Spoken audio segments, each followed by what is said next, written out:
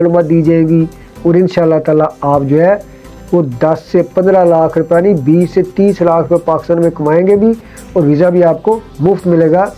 सिर्फ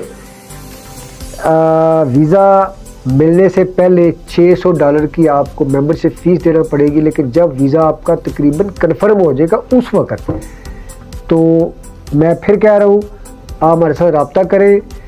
तालीम कम से कम मैट्रिक होना चाहिए और हम लोग ये ऑफ़र कर रहे हैं गुजरात डिस्ट्रिक्ट के लिए, और किसी और इलाका में बंदा रहता है मालूमात ले सकता है। ये गुजरात, खाड़ियाँ और मंडी बहाउद्दीन वगैरह गुजरात का सराउंडिंग एरिया जो उसके लिए है, लेकिन ये कोई एजेंटी नहीं, ये कोई ट्रैवल एजेंसी का काम नहीं है, ये बाकायदा एक लीगल काम है। अमेरिकन तनज़ीम के ज़रिए जाना होता है। लेकिन मज़ीद मालूमात के लिए आपको रब्ता करना होगा। फ़ोन नंबर व्हाट्सएप का लिखा हुआ है, इस पर व्हाट्सएप पर रब्ता कीजिएगा।